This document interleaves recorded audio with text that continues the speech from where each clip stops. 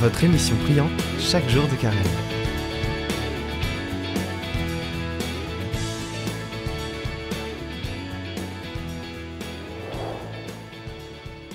Chers amis, chers disciples, ça y est, nous partons sur l'autre rive, nous partons en mission et nous allons, comme dit Jésus, donner nous-mêmes à manger.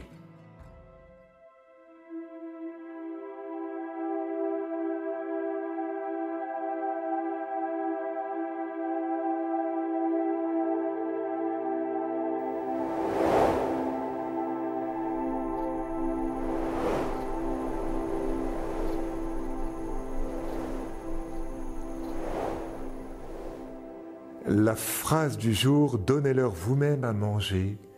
Jésus est ce pain qui vient du ciel.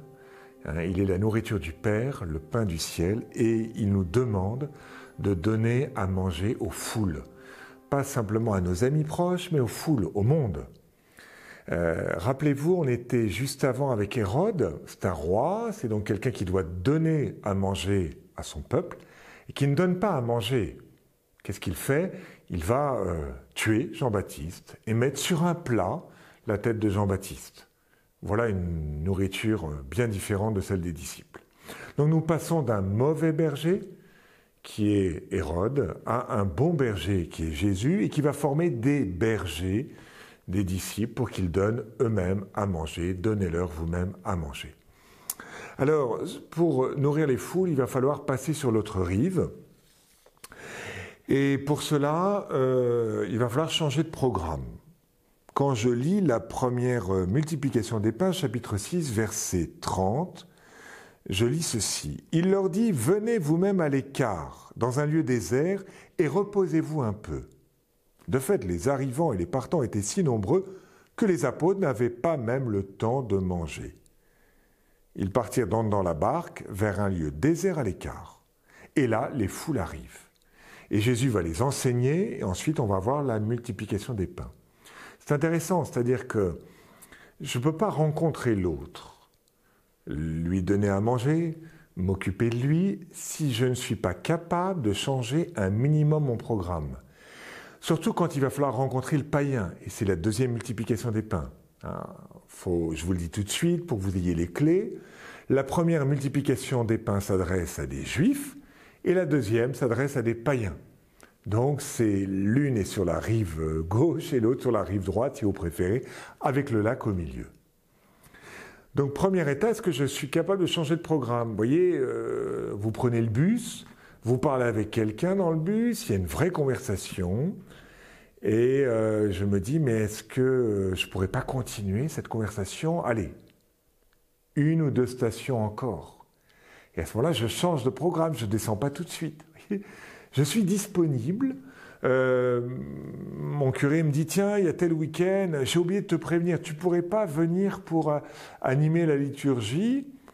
Je ne suis pas fatigué, je me rends compte que ça me fait plaisir, j'avais prévu quelque chose, mais je me mets en mode discernement et je me dis, tiens, oui, je pense que le Seigneur m'appelle à changer de programme. Et il y a une souplesse dans nos activités, qui va dire aussi une souplesse dans les personnes qu'on rencontre. Deuxième caractéristique du disciple, pour rencontrer le monde entier, c'est d'être pris de compassion. On nous dit, première multiplication des pains, il en eut pitié, Jésus a pitié.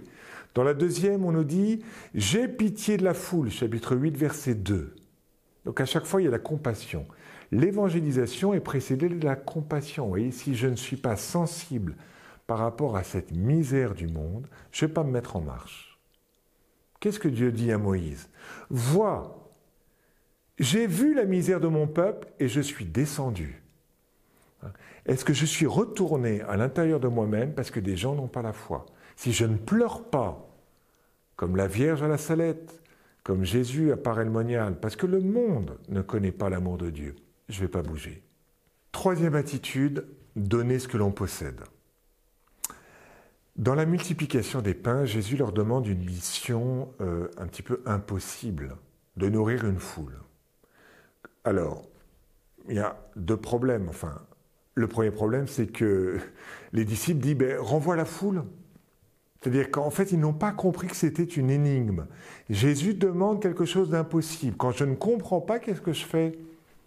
Je vais demander à Jésus. Comment je fais pour nourrir cette foule? Et quand Jésus donne une parabole, que les disciples ne comprennent pas la parabole, que font-ils? Ils vont à l'écart demander l'explication. Nous avons une énigme, il faut nourrir une foule. Et Jésus leur dit, mais qu'est-ce que vous disposez là? On a 5 pains, on a 2 poissons. Très bien, donnez. Et puis avec ça, on va pouvoir nourrir les foules. Ça veut dire que je peux nourrir les foules parce que Jésus me le demande et en donnant tout ce que je possède. Nous avons les moyens de nourrir le monde avec ce que nous possédons, avec nos talents, avec nos richesses. Donc ayons cette foi. 3 attitudes pour nourrir le monde: changer de programme, être pris de compassion, donner ce qu'on a. Et on va voir 2 multiplications des pains qui seront résumées dans un passage qui n'est pas très connu, qui est au chapitre 8, versets 18 et suivants. Ils sont dans la barque, ils n'ont pris qu'un seul pain. Tiens. Et alors ils disent, mais qu'est-ce qu'on va faire? Là, on n'a qu'un seul pain.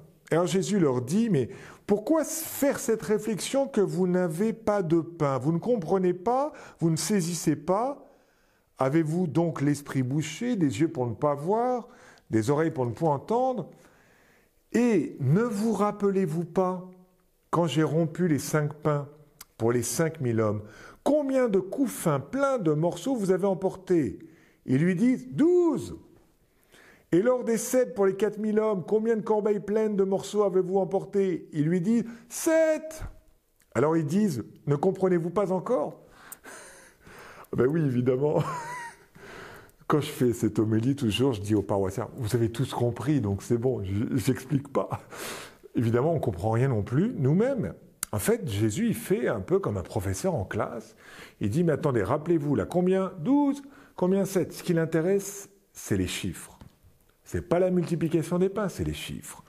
En fait, 12 et 7, ce sont des chiffres qui sont porteurs de sens. 12 comme les 12 tribus d'Israël, comme les 12 apôtres. Il y avait 5000 hommes, 5 comme le chiffre de la loi, les 5 livres de la Torah, et 7 comme le chiffre des païens. Je prends cette citation, Deutéronome 7, 1 ou Actes 13, 19, où ce chiffre 7 revient. Lorsque le Seigneur ton Dieu t'aura fait entrer dans le pays dont tu vas prendre possession, des nations nombreuses tomberont devant toi, les Hittites, les Girgashites, les Amorites, les Cananéens, les Périzites, les Hivites, les Jébuséens, 7 nations plus nombreuses et plus puissantes que toi. 7, c'est le chiffre des païens. Et quand on va avoir en Acte 13 des populations païennes, on va parler des 7 populations ou des 7 diacres qu'on va aussi instituer pour les païens. Qu'est-ce que veut dire Jésus? Vous avez un peuple juif à nourrir. Il reste des corbeilles. Et quand on a des restes, qu'est-ce qu'on fait? On se pose la question, mais à qui on les donne? Posez-vous la question, quels sont ces frères juifs que vous devez nourrir? Vous avez sur la rive païenne, donc des gens qui ne sont pas de tradition juive, des corbeilles. À qui devons-nous rendre ces corbeilles? C'est-à-dire que le Seigneur nous envoie, c'est simple, à tous, aux Juifs et aux païens. C'est vraiment le message du pape François.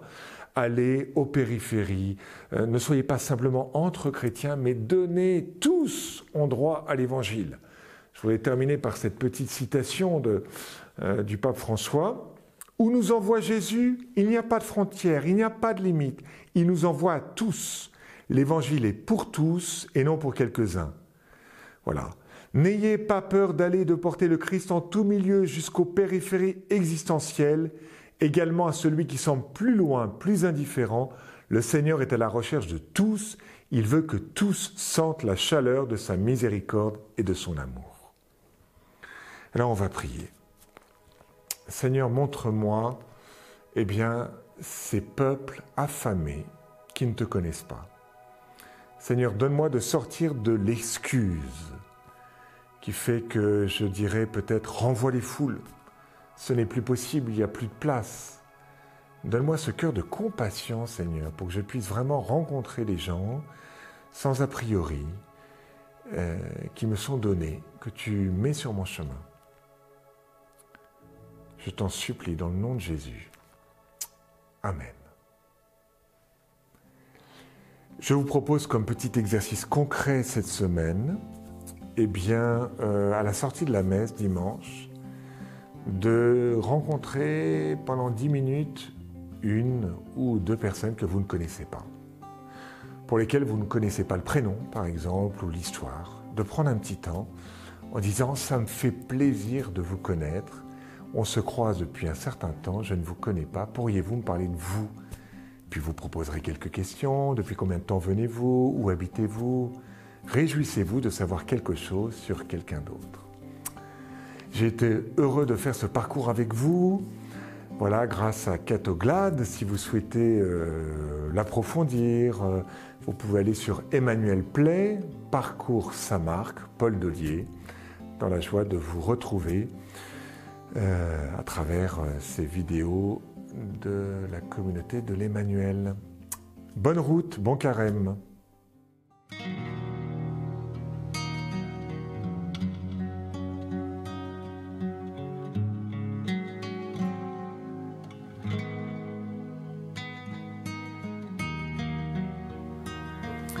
Si vous souhaitez retrouver le Parcours Saint-Marc en intégrale, merci d'aller sur Emmanuel Play, Paul Dollier, Parcours Saint-Marc. Le lien est en description sous la vidéo.